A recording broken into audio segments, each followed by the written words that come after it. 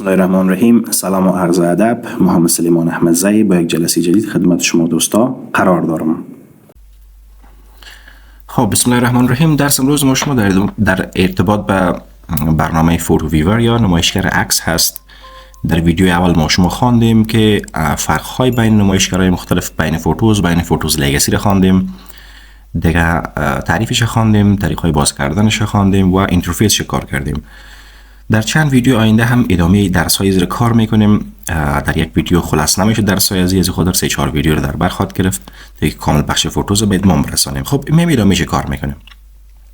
روز گذشته ما شما گفتیم زمانی که فوتوز رو باز میکنیم اگر دایرکتلی سر فوتوز کلیک بکنیم یا دایرکتلی فوتوز رو باز بکنیم، ویو یا نمایی رو بر ما شما باز میکنه که قبلا گفتیم با نام فوتو ارگنایزر و ادیتور ویو برش میگیم. فوتو ارگنایزر اند ادیتور ویو کی ویوش باز بعدا در ویدیو بعدی براتون میگم زمانی که ما عکس باز میکنیم ولی فعلا در کدام از این باز میشه. من قبلا براتون گفتم که اگر ما موقتا میخوایم عکس در یک از اونها باز کنیم آسان هست. بالا عکس کلیک راست میکنیم، در بخش اوپن ویت میریم.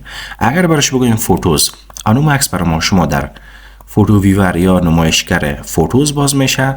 در حالی که کلیک راست میکنیم برش میگفتم اوپن ویت فوتوز لگسی، باز در نمایشگر فوتوز لگسی با هم باز میشد. می‌بینیم که در ایده باز شد. اینا زیاد فرقی به هم نداره، یک شکل کامل کار کردیم. فکر کنید که دیگه‌ش هم به هم چی میشه یاد میگیرین. به شکل موقت خود دیدیم که یک عکس در دو تاش باز کردیم.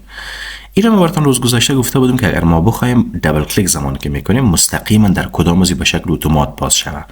اینو باز ما شما میتونستیم که از دو جای این کار انجام بدیم. یکی خویی که بالای عکس کلیک میکنین بخش اوپن ویت میرین، این قسمت آخری چوز another application انتخاب کرده، بعد انتخاب میکنین که یا فوتوز لگسی یا فوتوز و ایرون کدش انتخاب میکنین always use this app to open jpg files. زمان که انتخاب کرده اوکی میگن. بعد از او با محض دبل کلیک کردن اتومات امو عکس در کدام از اونها باز میشه؟ در اونی که ما انتخاب کردیم. مثلا فوتوز انتخاب کردن در فوتو ویور و ادیتور مود مربوط به فوتوز باز شد. روش دومش بود که دیگر روز براتون گفته بودم. او روشی بود که بالای خود فوتوز اینجا کلیک راست میکنین، در قسمت پاپ اپ مینیو بخش مور میاین، اینجا میرین در بخش اپ ستینگ. در قسمت اپ ستینگ ما شما اینجا پایینتر یک چیز داشتیم با نام set default apps و این قسمت داریم با نام فوتو ویور و در اینجا میامدیم ما شما تعیین میکردیم که با محض کلیک کردن بالای عکسای جی پی جی اما عکس‌ها یا در فوتوز یا در فوتو ویور در کدامش فوتوز لگسی یا در فوتوز باز شود. برنامه‌های دیگه رو میتونید انتخاب کنیم. نظر به ریکامندیشن ویندوز برای ما شما فوتوز انتخاب کرده، از خاطر من هم فوتوز انتخاب میکنم که با دیفالت با دبل کلیک کردن در همین باز شد. فوتوز هم میفهمید که یک چیز لیتست هست و مربوط به ویندوز 10 و 11 میشه. در 11 هم همین دیزاین داره، به خاطر یک چیز جدید هست. فوتوز لگسی قبلا هم براتون گفتم که یک نمایشگر قدیمی هست، از خاطر بهتر است که فوتوز انتخاب کنیم. خب زمان ما یک عکس دبل کلیک میکنیم و عکس بر ما شما باز میشه، میبینیم که این نما باز میشه. اینترفیس یک کدام قسمت با کدام نام یاد میکنه براتون روز گذشته گفتم. حالا میریم سر وظایفشون. اول قسمت پایین براتون میگم، بعد میریم سر قسمت بالا. این قسمت روز گذشته براتون گفتم که برنامه استیتس بار برش میگن. در استیتس بار موضوعات مختلف داریم. مثلا این قسمت برنامه فیلم استریپس برش میگن. با محض کلیک کردن این رقم یک استریپ باز میشه. مثلا ما فعلا در این عکس هستیم، پیش از اینکه عکس بعدی بیاید ما عکس بعدی رو به شکلی میفهمیم. فکر کنید فیلم استریپ آف باشه ولی من نمیفهمم عکس بعدی که عکس بعدی چی خواهد بود.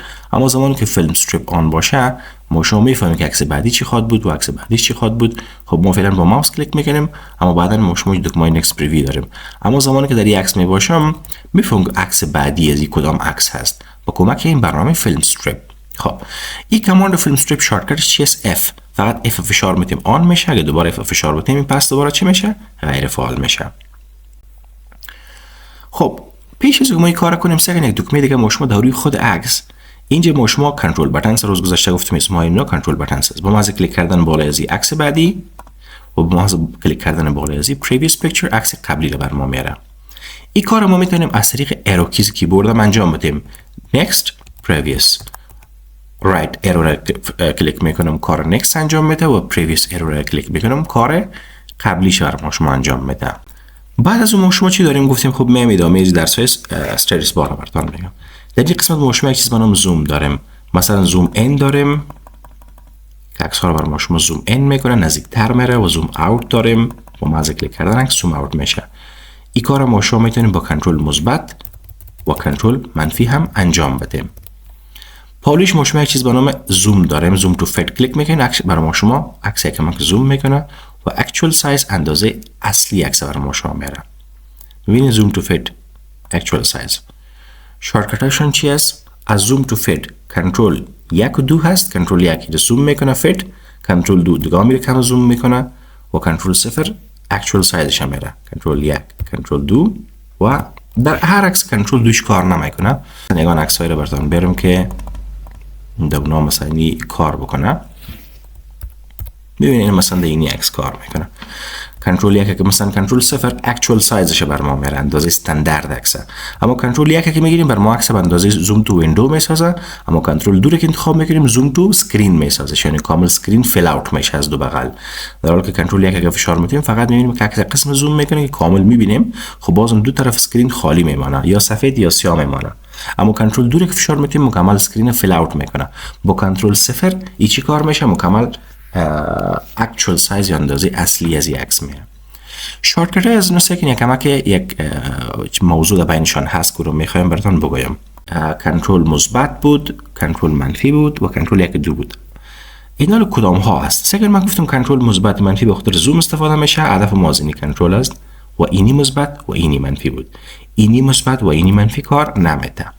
بعد از گفتیم که شارتکت کنترل 1 به حساب زوم داشتیم و کنترل 2 هم به حساب زوم داشتیم و کنترل 0 اکچوال سایز اندازه اصلی عکس می آورد. او وقت باز هدف ما از اینی کنترل بود و اینی 0 و اینی 1 و اینی 2 بود. با اینی 1 و 2 0 کار نمیده. یعنی شما کنترل بگیرین با 0 یا با 1 یا 2 با اینیا کار نمیکنه. مثلا برعکس مثبت منفی با اینا کار میکرد، با اینا کار نمیکرد. همین رقم کنترل 0 1 2 از این منطقه کار میکنه، با اینا کار نمیده. بعد از این ما شما اینجا یک چیز دیگه در پالی از دیگه هم داریم به نام فول اسکرین و ما از کلیک کردن عکس ما شما این رقم به شکل فول اسکرین باز میشه. و اگر وقت ما شما خواسته باشیم از اینجا میتونیم عکسای بعدی این رقم با ایرو کیزی که وجود داره next picture یا previous picture کلیک بکنیم یا با ایرو کیز right arrow left arrow را فشار بدیم که عکسای بعدی و عکسای قبلی را برای ما شما نشان بده. و اگر نمیخواستیم میتونیم از اینجا دوباره پس دکمه اسکیپ فشار بدیم. شارتکت خودش چی است؟ F11. در دسکتاپ ها مستقیم F11 کار میده. در لپتاپ فانکشن کیز میگیریم با F11 فانکشن کیز میگیریم. بعد دکمه F11 را فشار میتین برای ما شما در فول اسکرین میاد. دوباره پس خارج میشین پس هم F11 یا اسکیپ فشار میتین. هدف ما از کدام کلیدها بود؟ دوباره براتون نشان میدم.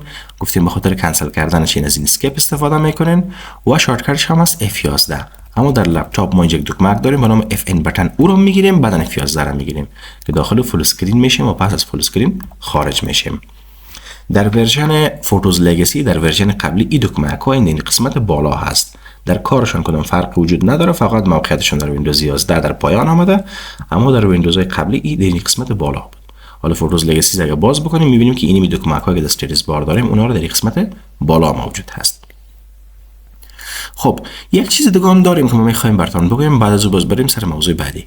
ای که سکن زمانی که ما در روی صفحه هستیم پیشتر ما گفتم که با اینا ما میتونیم زوم بکنیم و شارتکت کنترل مثبت و منفی هم برش داشت.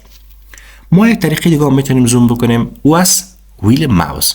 زمانی که ما شما تیرک بین دو کلید ماوس، یعنی ماوس بین دو کلید کلیک راست و کلیک چپ، پرایمری بتن سکندری بتن، یک تیرک داریم. زمان که ما شما تمام میتیم برای ما شما عکس زوم میکنه. میبینید عکس رقمی زوم میکنه. مخصوصا هر جایی که کرسرتان باشه اون قسمتش زوم میکنه. طور مثال پوینتر ما این قسمت هست، این قسمت پایان هست. زمانی که ما تیرک ماوس فشار میتیم میبینید که همون قسمت برای ما شما چی میکنه؟ زوم میکنه. اون قسمتایی که مثلا ما پوینتر ماوس ما باشه زیادتر امور زوم میکنه. اما یگانه در بعضی کامپیوترها متوجه شده باشین که زمان ما این کلیک میکنه می کار انجام نمیده، عکسای بعدی و عکسای قبلی رو میاره. این ربط میگیره به این آپشنی که در اینجا ما شما داریم. اینجا کلیک میکنیم ستینگ یا آپشنی که مربوط به این هست. در داخل ستینگ ازی ما شما اینجا یک چیز داریم به نام ماوس ویل، یعنی متحرک مربوط به ماوس. باز از ما پرسان که کدام وظیفه انجام شه اگه ما بالاش کلیک بکنم. چون فعلا زوم این اوت انتخاب شده، حالا که من کلیک تابش میدادم میدیدیم که عکس دور نزدیک میبود. در حالی که باز اگر وظیفه دوم انتخاب شده باشه باز وقت کار نکست و پریویس آیتم انجام بده، یعنی عکس بعدی و عکس قبلی. مثال حالا اگر بالای سکن این موضوع ما تمام میتم حالا دیگه کار زوم انجام نمیده، در اینجا کار این کنترلر را انجام میده، کار نکست و کار پریویس انجام میده. ببینید به شکل برعکس که تمام میتم عکسای قبلی و به شکل پایینتر که تابش میتم عکسای بعدی رو میاره. معمولا در کامپیوتر ریگان تو این رقم سیت میکنه که کار زوم انجام بده بهتر است. به خاطر دوباره پس ستینگ میرم و برای در بخش ویل برش میگم که هر زمان ما بالای از ویل تاو میتیم باید که کار زوم انجام بده. این سکند زمان که ما تاو میتیم کار زوم انجام میده و کار نکست پریویس انجام نمیده. خب دیگه ما شما چی داریم در ویدیو بعدی؟ باز بخیر ادامه ایزر براتون میگم. در یک ویدیو اگر کامل کلش ریکارد بکنیم یگانه مشکل ساز میشه، مشکل پیدا میکنه، از خاطر در ویدیو بعدی باز قسمت های بالا رو براتون میگم. و در اخیر من شما دوستای عزیز تقاضا میکنم که اگر ویدیوها براتون مفید قرار گرفته باشه برای حمایت از ما و رشد کانال ویدیوها رو لایک بکنین، کانال سابسکرایب بکنین. با امید دیدار در جلسات بعد و السلام.